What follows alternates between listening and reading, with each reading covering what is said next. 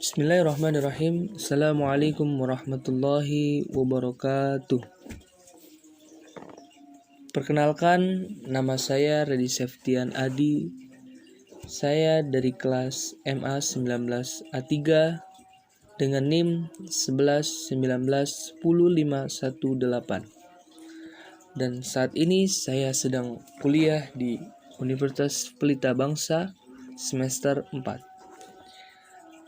Tujuan membuat video ini yaitu untuk memenuhi tugas dari dosen saya, yaitu tugas manajemen perubahan. Langsung saja, untuk mempersingkat waktu, saya akan menjelaskan beberapa PowerPoint yang sudah saya buat atau materi yang sudah saya buat. Saya di sini akan menjelaskan materi yang berjudul konsep manajemen perubahan. Langsung saja ke slide kedua, yaitu tujuan dan manfaat manajemen perubahan. Untuk tujuan itu sendiri, yang pertama ada untuk mempertahankan keberlangsungan hidup perusahaan, baik itu dalam jangka pendek maupun dalam jangka yang panjang. Ya. Yang kedua, yaitu untuk menyesuaikan diri dengan perbuatan yang terjadi di lingkungan eksternal maupun lingkungan internal. Dalam lingkungan internal itu ada sikap tenaga kerja atau perubahan strategi atau juga korporasi atau bisa disebut juga dengan perubahan teknologi. Untuk di lingkungan eksternal itu ada perubahan pasar, peraturan, hukum, kebijakan pemerintah, teknologi maupun lainnya. Dan tujuan yang ketiga itu ada untuk memperbaiki efektivitas perusahaan agar dapat bisa bersaing lebih baik lagi atau lebih maju lagi. Dan yang keempat, ada perubahan memberikan hasil terbaik jika direncanakan dan dikelola dengan cermat, serta dapat meminimalisir resikonya. Langsung saja, untuk manfaat, yaitu ada 4. Yang pertama ada menilai dan memahami kebutuhan serta dampak perubahan. Yang kedua ada menyelaraskan sumber daya dalam bisnis untuk mendukung perubahan. Yang ketiga ada mengelola beragam biaya perubahan. Dan yang terakhir ada mengurangi waktu yang dibutuhkan untuk menerapkan perubahan. Baik, langsung saja kita lanjut ke slide yang ketiga, yaitu ada pihak-pihak yang terlibat dalam perubahan. Dalam pihak-pihak yang terlibat dalam perubahan ini perlu dipikirkan adalah atau mengenai profil orang-orang yang terlibat dalam perubahan. Profil orang tersebut seharusnya dapat mengorganisasi informasi dari semua orang yang terlibat dalam upaya perubahan, dan setiap orang akan mempunyai prioritas dan minat yang berbeda. Langsung saja juga kita lanjut ke slide yang keempat. Di slide keempat ini saya akan menjelaskan tentang tahapan dalam manajemen perubahan.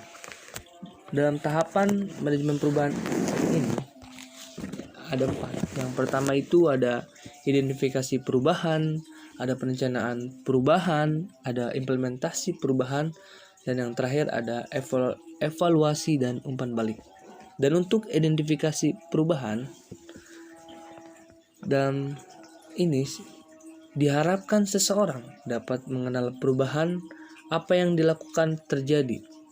Nah, biasanya dalam tahap ini seseorang atau kelompok-kelompok dapat mengenal kebutuhan perubahan dan mengidentifikasi tipe perubahan.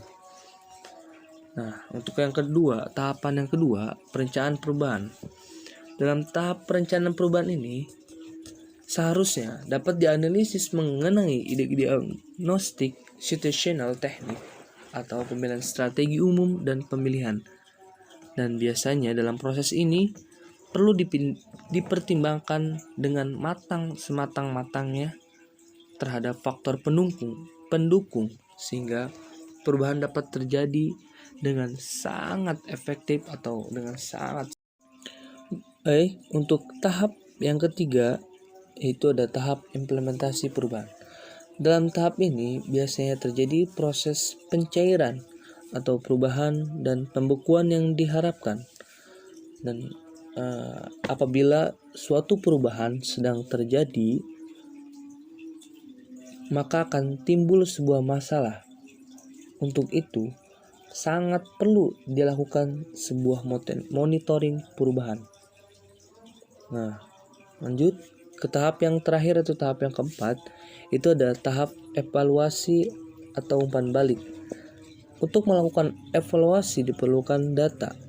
Oleh karena itu, dalam tahap ini dilakukan pengumpulan data dan evaluasi data tersebut agar hasil sebuah evaluasi yang sudah kita buat sematang-matangnya atau setelah kita musyawarahkan itu agar memberikan sebuah dampak pada perubahan yang diinginkan dan yang berikutnya.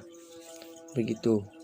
Ya, lanjut saja, kita langsung lanjut untuk mempersingkat waktu. Kita lanjut ke slide yang kelima. Nah, slide yang kelima ini menjelaskan tentang sebuah langkah-langkah manajemen perubahan. Dalam langkah ini ada dua. Nah, yang pertama itu ada identifikasi tipe perubahan. Nah, identifikasi tipe perubahan itu ketika teman-teman harus memanage sebuah perubahan, pertama-tama perlu mengidentifikasi tipe dari perubahan tersebut.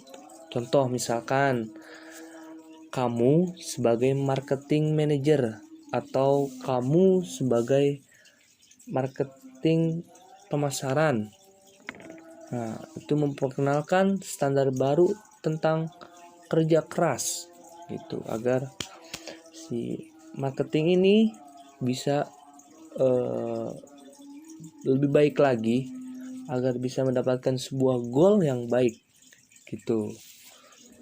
Nah, lanjut ke yang kedua, langkah yang kedua itu ada identifikasi tujuan perubahan.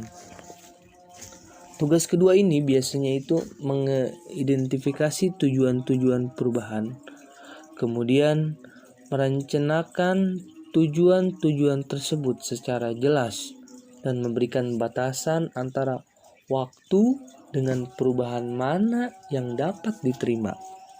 Nah, upaya ini lebih lanjut yang harus dimasukkan dalam perencanaan tujuan. Nah, perencanaan tujuan ini mengklarifikasi kebutuhan akan situasi dan meningkatkan ketelitian respons. Ini akan memberikan sebuah fleksibilitas yang lebih dalam manajemen perubahan.